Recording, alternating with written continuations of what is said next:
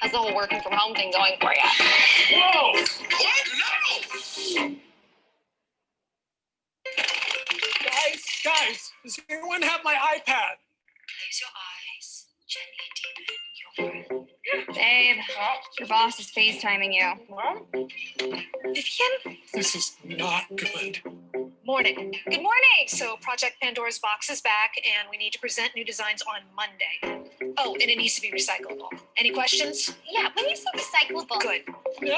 What's going on? Project Pandora's box is back. What? No! We can't do this in 1 week. It's just a box. But we're working from home, Bridget. Exactly. And I have the kids all week. And I have my mom all the time. You say something, boo-boo? We can totally do this, okay? Today we'll get up to speed, and then tomorrow we think inside the box. What day is it? Monday. I thought it was Tuesday. Is she serious?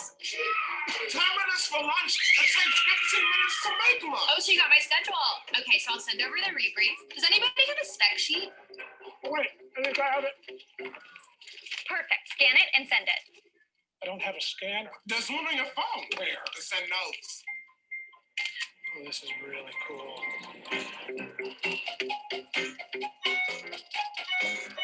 No, make it stop. At 8 a.m. tomorrow, remind me to remind the team about...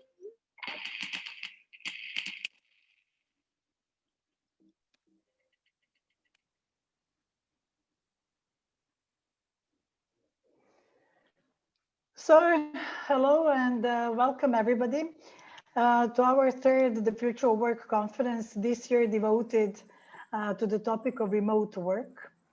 Its many faces, both bad, good and positive and negative. When we launched the conference series, The Future of Work, several years ago, we really never believed that it would be a step away or so close to become research subjects of our own, which happened actually this year with the beginning of pandemic. This is why we decided to start this conference with showing you the app ad, believing that it not only resonates with us, with the members of our team, but also that resonates with many of you who have been working from home in last couple of months, trying to do many things at the same time, producing reports, doing analysis, taking care of kids, elderly parents, cooking, practicing, exercising. And I'm also sure that this work from home has been presenting an invasion to your own private space. All of a sudden, we've been all requested to participate in different teleconference tools such as Zoom, WebEx. So I guess that we can all share stories that mark these last several months behind us.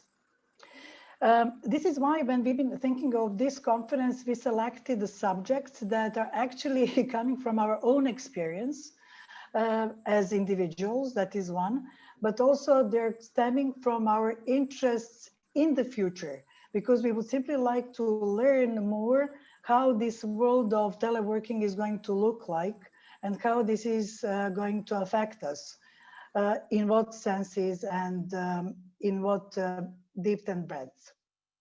So among many topics that we are going to cover today, three really prominently play in our own research agenda. One is work-life balance.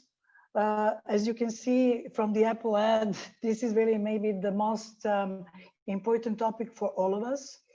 Second, very much related topic is about surveillance and the right of workers to their privacy. We've been learning that many today have been monitored and surveilled by their employers, and they would simply like to know what is really allowed and what is not. And the third topic that also concerns us all is about the costs of teleworking. So who is going to bear them in the future? Is it going to be on employers, or the costs are going to be more on employees? So let's see what is the verdict on this subject. Before I give floor to my colleague Tanya, who will give you some more information about the conference, I would like to just give you a few technical details about today's format. I'm sure that you're all very much familiar with Zooming, so I won't be long. Nevertheless, I need to tell you the following. First of all, for those who would like to hear translation, there is a button that says translation.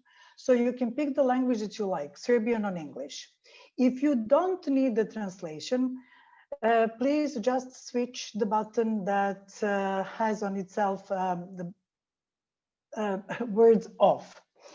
Also, for a better connection and for you to be feeling more comfortable, I would urge you to use chat function as much as you can, so that we can all talk and converse among ourselves.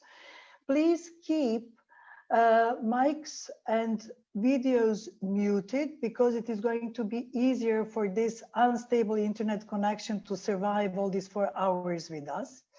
But we also welcome you to occasionally become a member of our discussion once you want to speak. I mean, switch the video on and audio, and please join us. Last but not the least, I just need to remind you also that we have these 4 hours ahead of us, and we would like to keep the time as we planned. So I apologize in advance if it seems that I'm rude or my colleague Tanya interrupting you, but we will try to keep the conference sessions on time. So that's all from me at the moment. I'm giving floor to Tanya at this point of time. Dobar dan, drago mi je da mogu da vas pozdravim. Nadam se da u ovom trenutku uspevate da nađete dugme za prevod. Ono se nalazi u desnom uglu i vrlo će vas lako voditi između srpskog i engleskog kako vam to bude potrebno. Meni je zaista drago što mogu da, kada prošetamo ovako spisak ovde, možemo zapravo da pozdravimo naše kolege iz Srbije, nego i iz drugih dijelova sveta, od San Francisco, centralne i istočne Evrope, prema Rusiji. Recimo da je to upravo ova divna strana našeg rada od kuće, što možemo da se povežemo na drugačiji način. Posebno izabrali ovaj delo Zooma, konferencijski, da bismo mogli makar malo da se vidimo, bez obzira što to nije jednako pravi pozdravi kakve smo imali na prethodnim konferencijama o budućnosti rada. Sada da predstavim i naše govornike. Naš je vođa grupe za uslove rada u Međunarodnoj organizaciji rada iz Ženeve. Ja moram da ga predstavim, čini mi se, na jedan drugačiji način, je vodeći stručnjak za working, odnosno rad od kuće i rad na daljinu. Vidjet ćemo da toga ima jako mnogo i da je to teško snaći se u svim mogućim kojima možemo da radimo na daljinu ili od kuće. Sa njim će pričati moja kolegica, takođe i naš kolega Jovan Protić, nacionalni koordinator Međunarodne organizacije rada u Srbiji. Ja ćemo se pripremiti kasnije. Hvala, Tanja. Još jedna stvar koju sam zaboravila. Jedna stvar koju sam zaboravila, izvinjam se. Samo izvolim. Dakle, zaboravila sam da vam kažem još jednu važnu tehničku stvar. Mi bismo voleli da snimimo ovu konferenciju iz prostog razloga što smatramo da veliki broj ljudi koji je na isti način pogođen radom od kuće bi voleo da nas vidi i čuje. Ukoliko neko od to, molimo vas da nam u četu kaže da li se slaže ili ne slaže sa tim. Hvala vam puno i sad stvarno zaustavljamo tehničke detalje i krećemo sa konferencijom.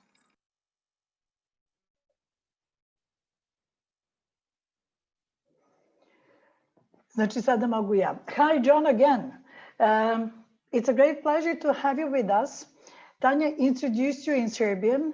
So I won't repeat this in English, but it is a phenomenal news to have such a great expert on teleworking with us today, who will try to, in very short period of time, explain many things about.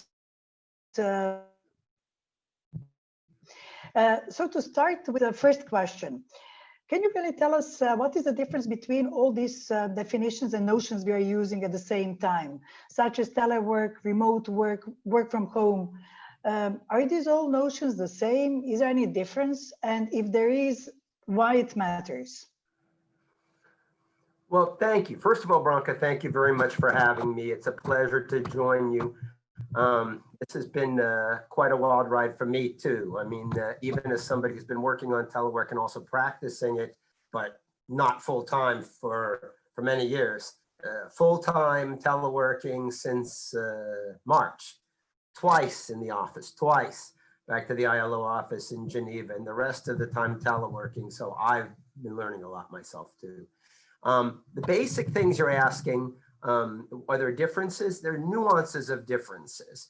I mean, when you talk about work from home, that's one particular type of teleworking. That's the original kind of version of teleworking as it was first envisioned by a guy named Jack Niles, who once upon a time worked for NASA, National Aeronautics and Space Administration, but was already out of NASA when he came up with this idea of substituting telecommuting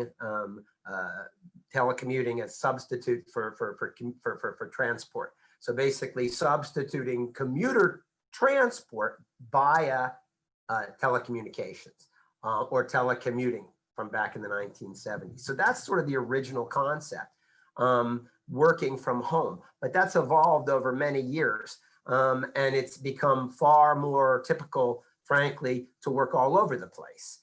There was this evolution, I would say, from working from home, which was the original concept of Jack Niles back in the 1970s. The idea being that it was an almost complete substitute for working in the office, that you did this instead of commuting to the office. It was telecommuting, commuting by means of telecommunications.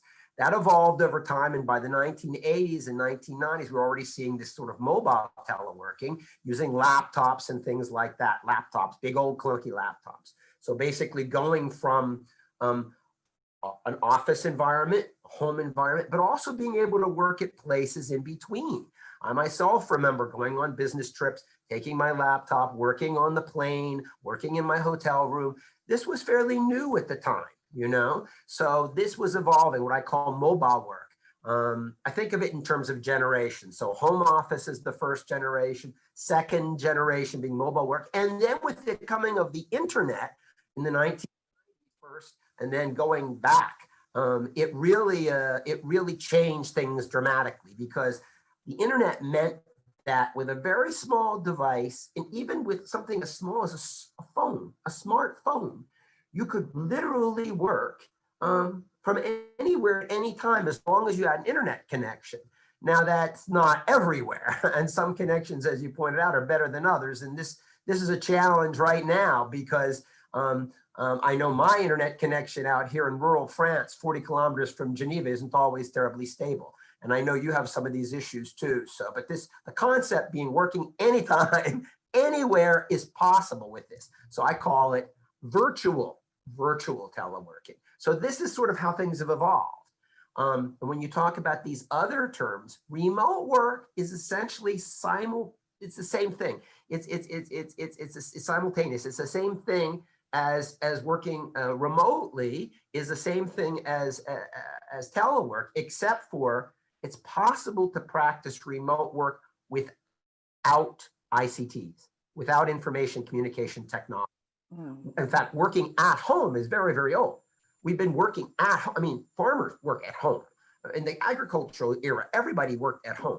Even people who were doing small craft work, you know, like blacksmiths and things, when we used horses, they worked at home. Their little shop was at home, you know, in their homes. So, but working from home means using your home to reach out, as you saw in the video, for better or for worse, anywhere via ICTs, and all of a sudden you can be connected to somebody. And maybe what's running on in the background doesn't look terribly professional. I loved your introductory video, by the way. So I would say this is what it is. And telework simply is a term that's evolved over the years to be broader than just commuting by means of telecommunications, but to encompass every form of remote working via or by means of ICTs, which exists. So that's basically what I would say. Well, thank you, Jon. Thanks a lot for this comprehensive response to Branka. And as teleworking, even though it's been around apparently for quite some time, is pretty new to a lot of people nowadays after this, all of a sudden upsurge due to the pandemic. I'm sure that especially in my panel, we'll have a lot to discuss about the regulatory framework that's necessary for this to function properly. So my question for you, and so that you could respond in this plenary session, is what would be the most common regulatory challenges leading to negative repercussions on workers and employees? And if you could just give us a couple of examples, that would be great. Sure. Well, I can think of three right off the top of my head, and I'm sure there are plenty of others. The one people are most focused on, and I understand why, is what has come to be called right to disconnect. In fact, we were just chatting a little bit with a colleague from the European Commission prior to starting this about some of the work that's happening at the EU level. But the right to disconnect means codifying somehow in law or regulations what I've already been preaching for a very long time, which is the necessity, the absolute necessity of disconnection.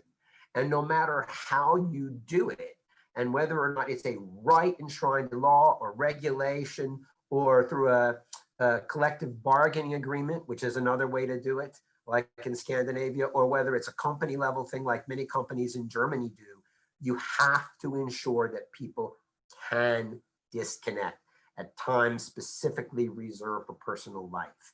I mean, between working days, on the weekends, and of course, when they want to go on annual leave. It sounds really very old school. If you think about it, all right to disconnect is preserving rest periods. It goes back to old international labor standards. I mean, the idea of weekly rest, you've got daily rest, weekly rest, and then annual rest, which is known as paid annual leave. So you've got to ensure these things happen even when you're working remotely via ICTs. So I would say that's the first challenge. The second challenge is working time, which is actually my main area of work. Most people seem to think now I've become known as, the teleworking guy. But originally, I was more the working time guy for a long, long time. In fact, various people, including even the ILO's own Director General, called me the working time guy. I'm not sure if he knows my name, but he knows I'm the working time guy. So, so that's what I'm mostly known for. You've got to have limits. Why do I say you've got to have limits? One of the greatest risks with telework, any form of telework, whether it's the classic, partial, occasional, mobile, checking your meals on a smartphone or something like that, which existed prior to the pandemic, which was already an issue, which was already driving right to disconnect, or whether it's like this now, I mean, full time and mandatory teleworking. That's really something, because you're being forced to do it against your will. This goes against, in fact, the way that teleworking has worked since its inception. It was supposed to be a voluntary choice for workers and for employers. And frankly, the reason it wasn't more common was because, not that workers didn't want it, a lot of workers wanted it, but they wanted on a part-time or occasional basis, and employers really didn't want to grant it. They feared the loss of control, and that's still an issue. But the thing is, it has a significant potential risk of working longer hours. It's not what employers and many managers fear, which is you can't see them, they must be slacking off. I've heard this a lot. I'm an American, so you can hear my accent, somehow the idea being, if we don't see you, you're probably slacking off. And it's not just Americans. I've heard people who are Chinese managers saying essentially the same thing, Indian managers saying essentially the same thing. So it's not, this is not a cultural centric thing.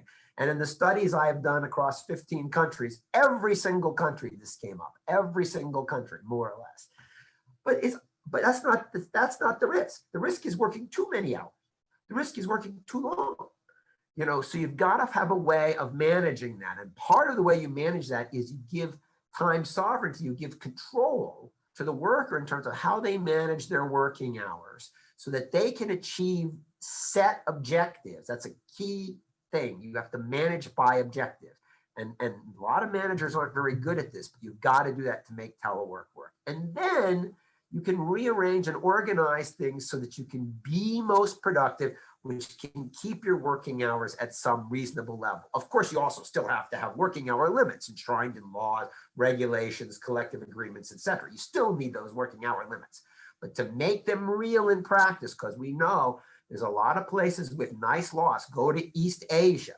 You know, you might have a very nice looking law on paper and people are working crazy amounts of unpaid overtime. So that's the second risk. The third risk, which somehow doesn't come up so much, but it's a risk on multiple different levels, is occupational safety and health. And the big risks on occupational safety and health have classically been ergonomic issues because of poor teleworking furniture and like, for example, you don't have the right kind of keyboard or you don't have the right kind of mouse pad or something like this, or the right kind of chair or a table, it's not ergonomic. And also the social isolation that can occur. You know, that second issue of social isolation, that's a classic issue, but it's usually not so extreme because classically you go back to the office and then you telework for a period, and then you go into the office and you telework for a period. And when you go to the office, you reconnect, not digitally, you reconnect with your colleagues, your supervisor, your organization, and you learn about what's going on, you know, and you don't have that with full-time teleworking. You don't have that. And it's very isolating. You combine that with things like the confinement, the confinement, for example, here in France. Now they're going to start loosening again. We just heard the address from President Macron of France last night. I mean, but the bottom line is you combine the stress of mandatory full-time teleworking with no in-person connections, with a requirement that you remain confined in your home. And God forbid, if you have children and you have to homeschool them and everything else, you can imagine. And a lot of people see some of the negative effects that happen from telework now, and they say, oh, teleworking is terrible. Look at all these negative effects. And I say, you've got to disaggregate how much of it's telework and how much of it is lockdown or confinement measures, because these lockdown or confinement measures are causing issues that were never issues before. I would throw in a fourth one, which is sexual or even just bullying, harassment kinds of things, not even beyond the workplace, and even domestic violence. You would think, my God, I mean, how can you bully people? How can you have workplace violence? You certainly can. Your surveillance, your cyber surveillance stuff leads you to that workplace violence. We have a new convention on that, which you could also mention. But there's even just the classic domestic violence between domestic partners in the home or with children, which has exploded. That was never an issue with telework.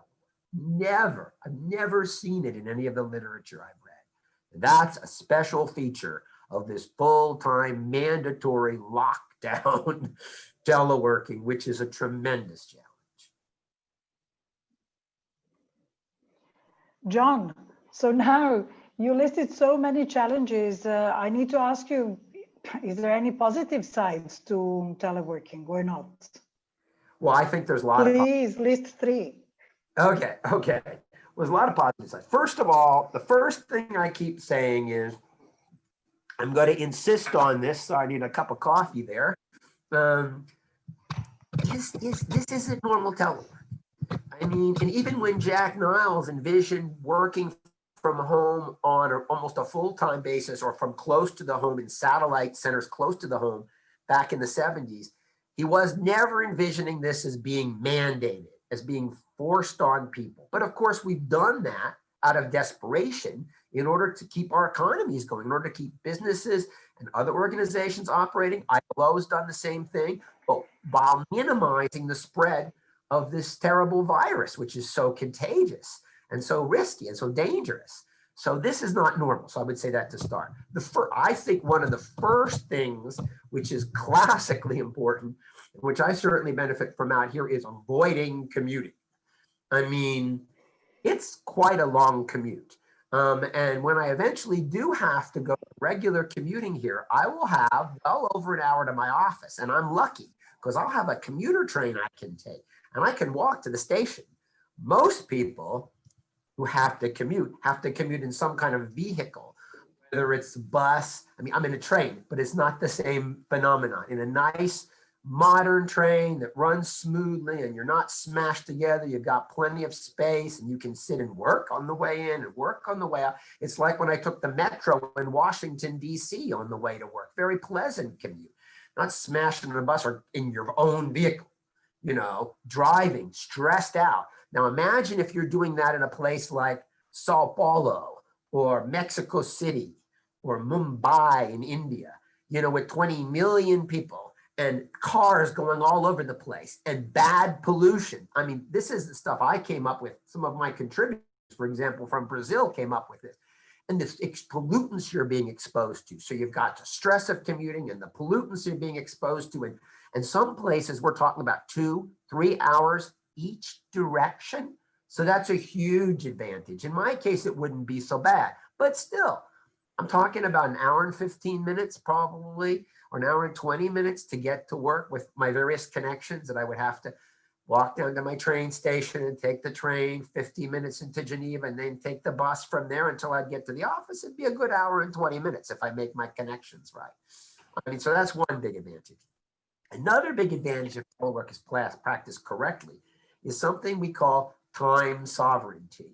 That's a fancy academic term for the ability to manage your time the way you see fit, to have control over your working hours, to be, and we're not talking about how many hours you work, we're talking about how you organize your working hours. This is very important. I couldn't telework effectively without time sovereignty. I insist on it. And I've insisted on it with my various bosses over the years. Sometimes with some resistance, but I always say, look, you have very specific results that I'm accountable to achieve. Let me do it.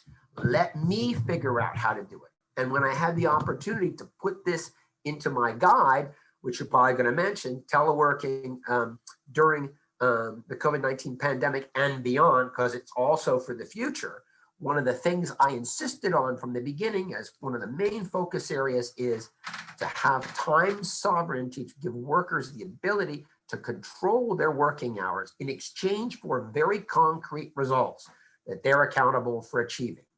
You know, of course, with, you know, specific tasks to be completed, milestones for when they have to be completed, overall objectives that you're working towards, regular reporting, but not all the time. Because if the reporting's too heavy, like I saw some cases early in the pandemic coming from China where the reporting requirements were crazy heavy, like every day, or having check-in meetings with your supervisor every day or every few hours or something like this. And workers didn't have the time they need to work. So if it's done right, you can give workers the ability to manage their working hours in line with their personal needs. And that's a huge advantage. I mean, when you're having to deal with all of these personal things, family things, all the kind of stuff that you saw in the little video that you had at the beginning, which I love so much, I was howling in laughter because it was so great. I mean, that's also a huge, I think, a huge, huge advantage. I mean, so those are two of the really big advantages, I would say. I mean, those are really huge advantages. I mean, you do have other advantages too. I mean, for example, you have the ability to really to do your work, I mean, in a much less, now this is assuming there's no electronic surveillance, in a much less, I think a much less stressful way. Now, what you saw was an example of how it can be very stressful, but you can sit, you can focus. I mean, if you have tasks, as I do, research tasks or analytical tasks or things that really require concentrated attention. Think about trying to get that concentrated attention in the office. Even before, I couldn't do those tasks very well in the office. I often had to stay late in the office so my colleagues would go home so that I could actually focus, you know. And I started trying to get more telework time. I had 1 day a week. I was trying to get 2 right before the pandemic started. And then all of a sudden I had full-time telework.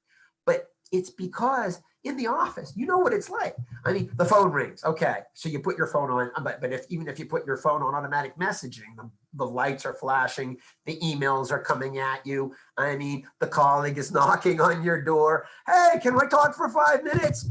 Well, can we wait till later? You know, but the thing is, every time you get interrupted, now this sounds impossible to believe, but I've seen studies. Every single time you get interrupted, you lose roughly 12 to 15 minutes of time so you can get back on tasks. So every one of those interruptions is a time waster. Every one of those interruptions is causing you a quarter of an hour of wasted time. That's great, drives me crazy. I want to just sit down and have a block of work. This way I don't have to stay late in the office just to be able to find uninterrupted time. I can find the interrupted time whenever I want, as long as I'm not doing, you know, one of the webinars or some, you know, virtual meeting or something like I am now. So I think that's a huge advantage for people as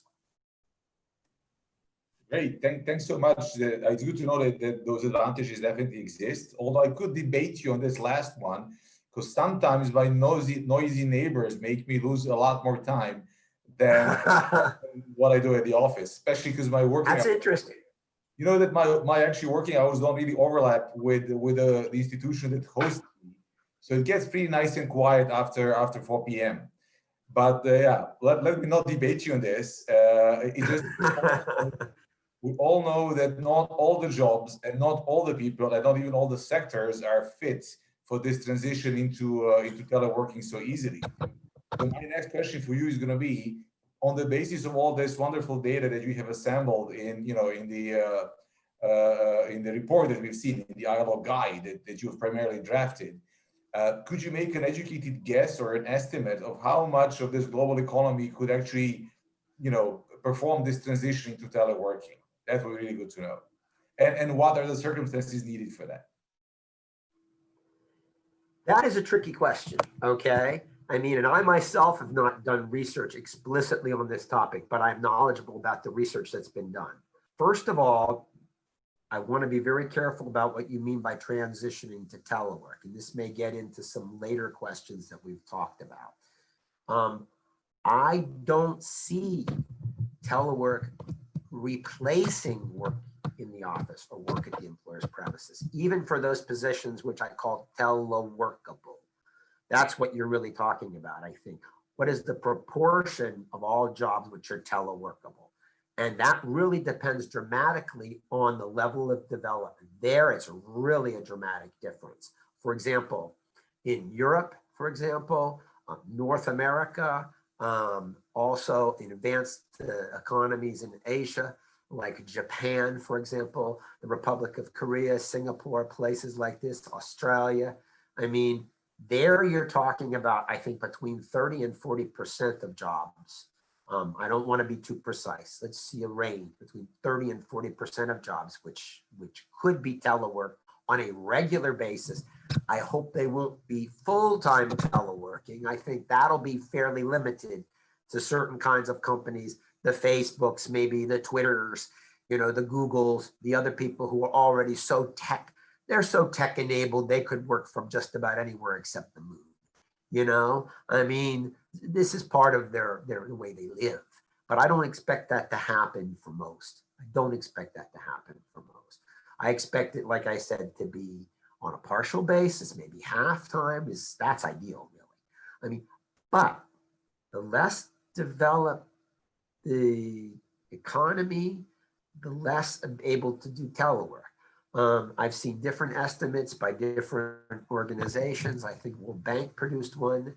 It was only about 15% or so in developing countries, I believe, something like that. It was between 10 and 20% of the workers who were in positions that could be teleworkable. For example, you can't telework when you're doing a manufacturing line production, when you're working on a manufacturing production line. You can't telework when you're doing in-person services.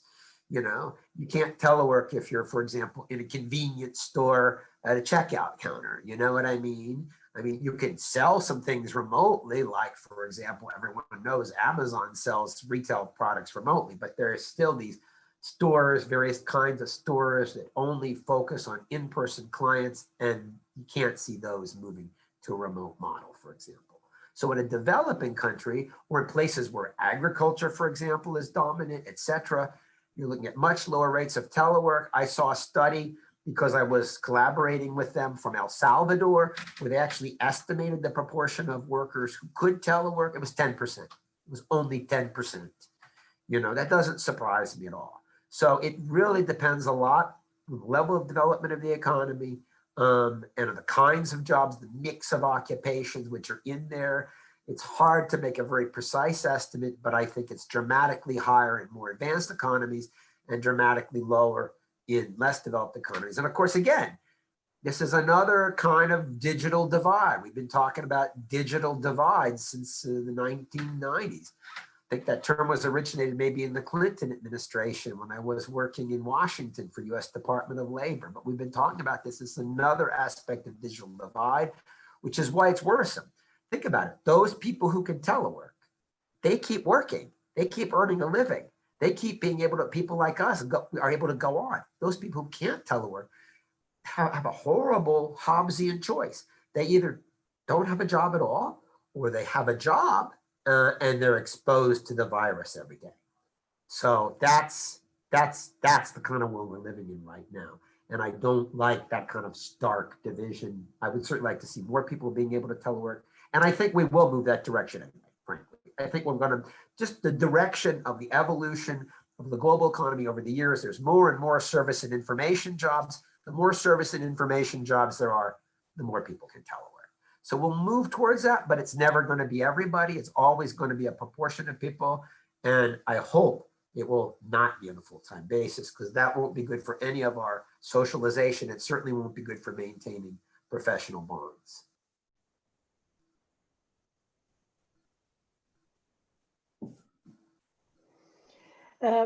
Jovan, would you like to ask one more question before we move to the final one? Well, do we still have time for that, just because you're the timekeeper? I'm the timekeeper, and I'll give floor to Jon for 2 more minutes for one more question. Okay. And the last one comes in the end. Okay.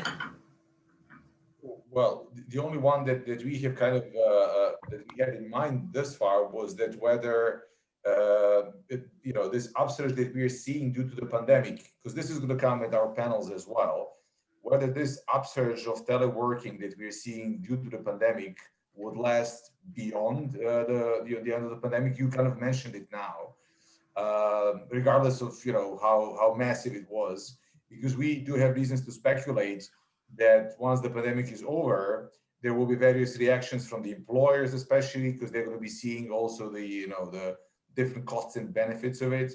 So whether we will see the dramatic decline of telework after the end of the pandemic, or whether it's going to stay around in more important levels. Well, Jovan, I think that's a very good question, and I've been asked that question many times. I would say that telework has exploded as a result of the pandemic much more than it probably can sustain, but at the same time, it was being held back prior to the pandemic. Why do I say that? Because we saw from the research I did, for example, with Eurofound, and I saw a study about the percentage of jobs that are teleworkable in the EU, 37%. I mean, but I was already doing research work, for example, with my colleague Oscar Vargas from Eurofound. We were looking at these issues back in 2015, 2016. We put out Working Anytime, Anywhere in 2017. And then I worked on my book, Telework in the 21st Century, which came out at the end of last year, which is sort of what set me up for all this. I mean, and all of these things were saying that the potential for teleworking positions was much greater than the actual reality. And why was that?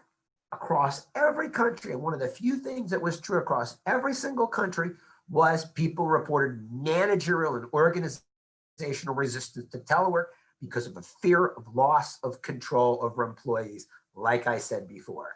So all of a sudden, this pandemic broke through that barrier, broke through that, you could call it a type of a ceiling, type of a glass ceiling. We knew we could have more of this, but there was great resistance. All of a sudden, it's either telework, or you can't operate your business, or you can't operate your organization.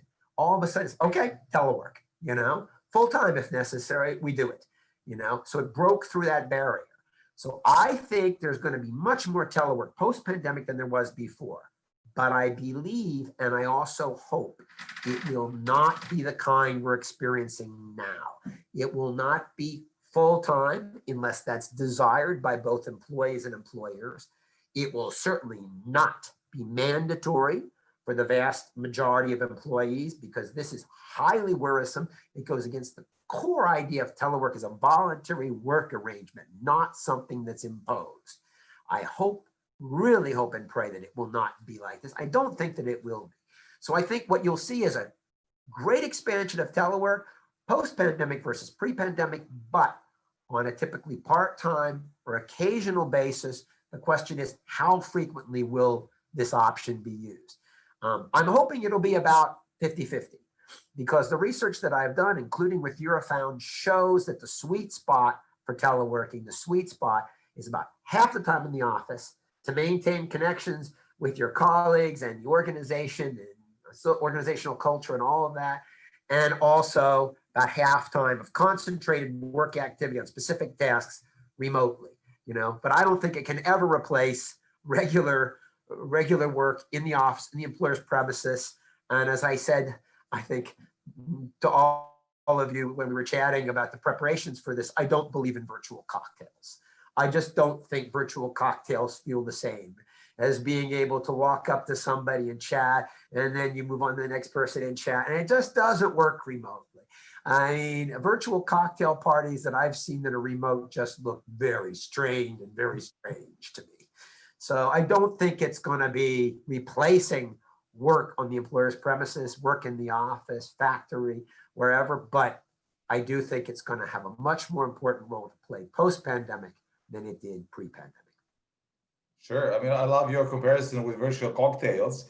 I just want to add the quote of our sub-regional director, who actually compared our work without, interactions and missions with a soup without salt. I think it really doesn't taste that good, and we would certainly love to see it, ending anytime soon. But yes, this is going to be a relevant question for us later on in the panels when we discuss about, costs and benefits from both the workers and the employers' perspective. So yeah, I do agree that, hopefully without the must under the conditions of the pandemic, this will resume to some extent. And you know very well that we in the ILO have experienced already quite a bit of, occasional teleworking, at least in our sub-regional office. Yes. I'm sure hopeful that this practice will continue, but not at the extent that we're experiencing nowadays. I could not possibly agree more. Great. Branka, back to you. Are we? Thank you. Thank you, John. Thank you for all these remarks. The questions that I wanted to ask you actually are already answered. Thank you for all the conversations that we have had preparing for this online conference, and we look forward to chatting with you in some other circumstances. Yes, enjoying a cocktail in real bar or yes, elsewhere. I would love to come visit. I would love to come visit Serbia sometime and meet all of you in person and have a real cocktail or a real beer in a real bar. That would be really, really. Okay, so next time we see you is going to be hopefully in a real-time environment with all this office furniture and with real drinks in our hands. Now I'm thanking you again, and I'm giving floor to my colleague Tanja. Thank you. Ovo je bilo uzbudljivo. Johne, hvala još jednom.